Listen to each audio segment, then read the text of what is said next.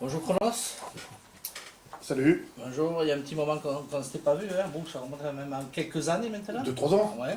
Alors, qui dit Chronos dit Samsaya, qui sort un nouvel album. Alors on va en parler dans quelques instants. Mais d'abord, si tu veux bien, Chronos, tu nous fais un petit peu l'historique du groupe. Oui, on va essayer, ça commence à être un peu long maintenant, mais Vas-y. voilà. En fait, j'ai créé le groupe en 1993. Voilà, une première maquette était sortie courant 94. Mon collègue Charlie Bay est arrivé en 95, début 95. Et en fait, depuis, nous distinguons à peu près 4 périodes artistiques. C'est-à-dire trois premiers albums qui sont une sorte de trilogie. Mélange de métal gothique avec un côté électro, une touche progressif et des textes plutôt français, anglais et voire latin sur les 3 premiers albums. Ensuite, la deuxième période est plutôt plus fusionnée.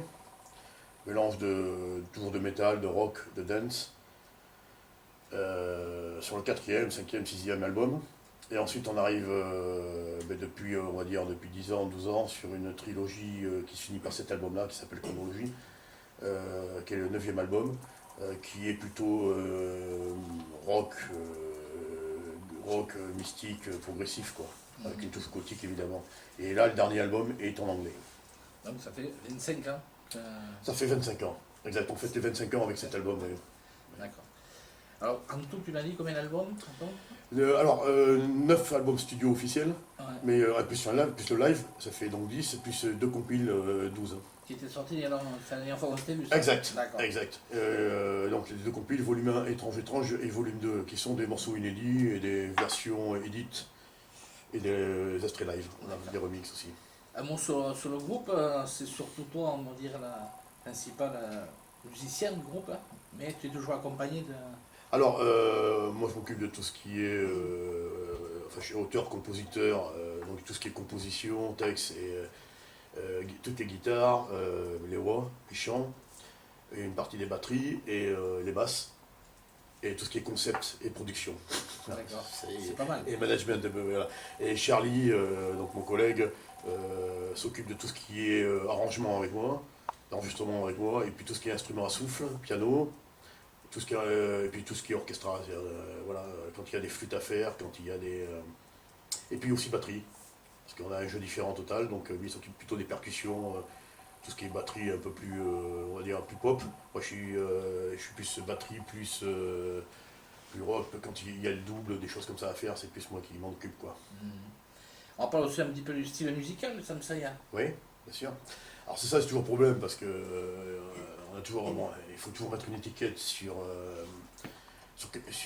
un art qui est abstrait, qui est toujours abstrait finalement, parce que bon, si on voulait mettre une étiquette, on va dire allez, métal, gothique, moderne, progressif, quoi, avec une petite touche d'électro à certains moments. Mais dans le dernier album, on peut même plus parler du tout, dans les 2 derniers albums d'ailleurs, on peut plus parler du tout d'électro, puisqu'il y a plus tellement de sons électroniques au milieu, quoi. C'est des vraies batteries, c'est des vrais instruments systématiques. Ça ne veut pas dire qu'on ne reviendra pas à ça, d'ailleurs aussi. Hein, tout est Samsaya. En fait, Samsaya, on peut dire que c'est une espèce de mélange des années 70, 80, 90 avec remis au goût du jour. Voilà, c'est très. Comment dire, j'ai créé ce groupe pour créer la musique que moi je voulais entendre, qui n'existait pas. Donc c'est un style unique, voilà. Ça, c'est sûr, c'est la particularité. Très bien. Oui, alors on peut dire que tu es influencé un petit peu par le métal au début quand même. Hein, ouais. Alors ma culture est métal au départ, oui. Ouais. Oui, oui, ma culture au départ. Alors c'est vrai que c'est plus la mode de citer les personnes maintenant, t'as remarqué. Ouais. Comme je te disais à la base, je le répète, j'ai créé Samsaya pour faire la musique que je voulais entendre, que je rêvais d'entendre. Donc, Ouais. Mais même la musique classique, c'était influencé. bien sûr, Ouais. bien sûr, il y a un côté la musique classique, Tchaïkovski, Beethoven, dans les plus connus, c'est quelque chose que j'apprécie, bien sûr. Et même à la variété, parce que tu m'avais cité la dernière fois que tu es venu, plusieurs chanteurs qui sont... Ben, je suis chanteur, donc effectivement, au niveau variété française, je parle des grands. Enfin, pour moi, je parle avant 2000. Ouais. Avant 2000, effectivement, on avait des grands chanteurs, on a peut-être même dans les meilleurs au monde au niveau technique. Je parle de moi ça s'appelait des Hallyday, en passant par Paul Naref et Christophe, et puis d'autres, hein, Jean-Louis Murat, même dans un certain délire, même si c'est pas ce que je coûte le plus, mais bon, bref. Je le respecte, et effectivement, je suis chanteur, donc évidemment que j'aime les gens qui savent chanter, c'est un métier. Voilà. Même la musique progressive, t'aimes bien. Alors, progressif, c'est une bonne question. Parce que progressif, c'est dans le sens carrément que c'est construit comme du classique. C'est-à-dire que par exemple, quand je pars sur un solo, je ne vais pas me dire, tiens, je vais faire un solo sur une partie de tant secondes, ça peut partir sur 2-3 minutes. Et souvent, nos morceaux, quand ils démarrent en intensité ici, ils montent, ils peuvent redescendre sur une intensité encore plus basse pour repartir. C'est-à-dire comme les structures sont très compliquées et complexes, pas toujours, mais souvent, les structures sont très, très complexes, donc du coup, effectivement, on peut parler de progressif au niveau d'étiquette. C'est des chansons progressives. C'est un album donc concept qui est en deux parties. La première partie de l'album parle surtout carrément de tout ce qui est, on va dire, tout ce qui est carrément plus ou moins les choses de la nuit, les choses bizarres, le côté mystique du monde, les hommes en noir, sur les ovnis. Ça, mais ça c'est déjà le concept un peu du groupe aussi, hein, mais pas mal. Mais là, la première partie de l'album, c'est vraiment ça.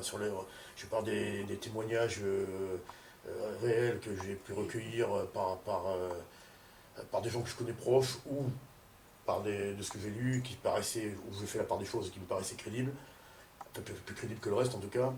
Et voilà, donc la première partie est basée sur le côté, sur l'âme aussi, l'âme de l'humain, l'histoire de l'humanité. Donc le côté de la vie de la nuit, la nuit, le ciel, les étoiles, le temps, voilà. C'est assez philosophique. La deuxième partie est plus basée sur les valeurs qui me tiennent à cœur, c'est-à-dire la puissance, la liberté, la luxure. Ça s'appelle Sous la glace, Under the Ice, ça veut dire sous la glace, ça serait carrément une vie qui est dans le nord du globe, hein, entre autres, dans des régions nordiques, où il y aurait une soi-disant race qu'on appelle reptilien qui habiterait là et qui ferait partie et qui pourrait être faire partie de ceux qui contrôlent notre monde. Et donc j'explique dans cette chanson, j'explique que en fait, ceux qui sont au courant, c'est seulement juste une partie même pas les politiques d'ailleurs, hein, juste une partie carrément peut-être du FBI ou de certains Russes ou quelque chose comme ça, voilà. Et c'est quelque chose qui a été travaillé, c'est quand même un an d'études pour arriver à quelque chose de crédible dans cette chanson. Voilà. Et pourrait même en faire peut-être une histoire. Complet, c'est-à-dire que cette chanson pourrait complètement faire un court-métrage ou un film.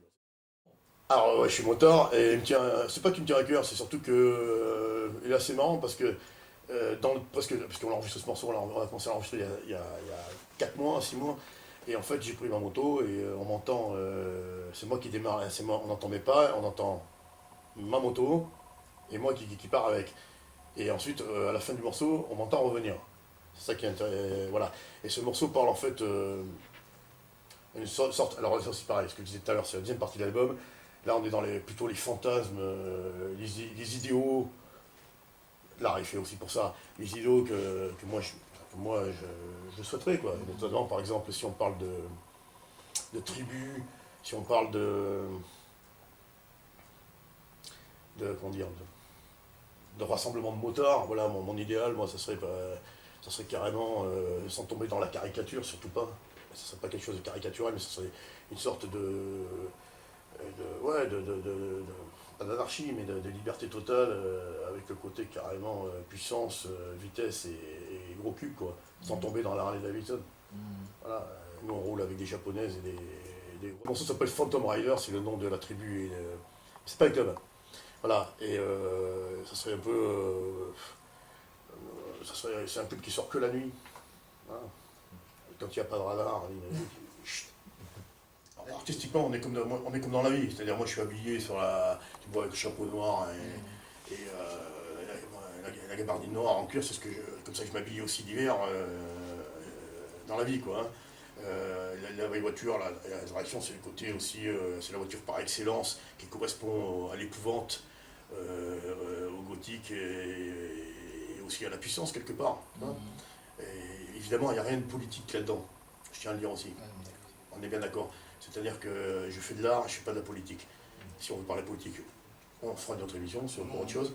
Mais là, il n'y a rien de politique dans tout ça, c'est plutôt de l'âme, c'est notre âme qui est reflétée par la pochette, par le livret, l'intérieur, qui est comme un vieux bouquin, si je ne sais pas si tu as vu. Donc pour ceux qui achètent l'album, ça vaut le coup, parce que du coup, vous avez... c'est un beau livret. Ah, il faut une belle pochette, tout en cuir, voilà, qui n'a quand même rien à voir avec les plateformes digitales ou numériques dans lesquelles on est aussi. Malgré nous, on se retrouve dans un monde parallèle, en fait, à tous les niveaux. Que ce soit au niveau musical, au niveau de la façon de faire, au niveau de tout, quoi. Et ça, c'est bien. Voilà.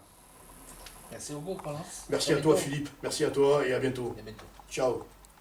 Dédicace aux fans et à tous ceux qui finiront dans notre monde aussi, je l'espère.